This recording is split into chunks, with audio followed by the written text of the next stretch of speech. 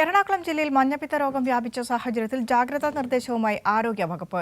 പുറത്തുനിന്നും ശീതളപാനീയങ്ങളും ഭക്ഷണവും കഴിക്കുമ്പോൾ കൂടുതൽ ശ്രദ്ധിക്കണം.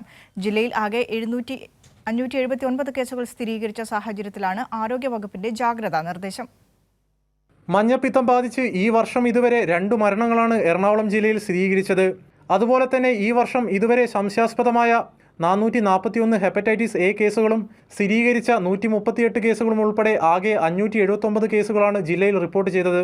ഹെപ്പറ്റൈറ്റിസ് എ റിപ്പോർട്ട് ചെയ്ത സ്ഥലങ്ങളിൽ മലിനമായ കുടിവെള്ളത്തിന്റെ ഉപയോഗം, പച്ചവെള്ളം കുടിക്കുന്ന ശീലം, പുറമേ നിന്നുള്ള ഭക്ഷണത്തിന്റെയും ശീതളപാനീയങ്ങളുടെയും ഉപയോഗം, ശീതളപാനീയങ്ങളിലും മറ്റും വ്യാവസായിക അടിസ്ഥാനത്തിൽ ശുദ്ധമല്ലാത്ത വെള്ളത്തിൽ നിർമ്മിക്കുന്ന ഐസിന്റെ ഉപയോഗം, ശുചിത്വക്കുറവ് എന്നീ കാരണങ്ങൾ കൊണ്ടാണ് മഞ്ഞപ്പിത്തം പ്രധാനമായും വ്യാപിക്കുന്നത്.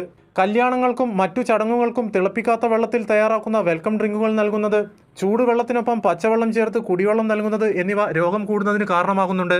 മഞ്ഞപ്പിത്ത രോഗം പടർന്നു പിടിക്കാതിരിക്കാൻ വ്യക്തിശുചിത്വം, ആഹാര ശുചിത്വം, കുടിവെള്ള ശുചിത്വം, പരിസര ശുചിത്വം എന്നിവ ഉറപ്പാക്കുവാൻ പ്രത്യേകം ജാഗ്രത പുലർത്തണമെന്നും എറണാകുളം ജില്ലാ മെഡിക്കൽ ഓഫീസർ അറിയിച്ചു. ശ്രീമൂലനഗരം, മലയാറ്റൂർ, പായിപ്ര, കിഴക്കമ്പലം, മട്ടാഞ്ചേരി, നെല്ലിക്കുഴി, കോതമംഗലം, നെടുമ്പാശ്ശേരി, കളമശ്ശേരി, വേങ്ങൂർ, ആവോലി തുടങ്ങിയ സ്ഥലങ്ങളിൽ നിന്നാണ് കൂടുതൽ കേസുകൾ റിപ്പോർട്ട് ചെയ്തിട്ടുള്ളത്.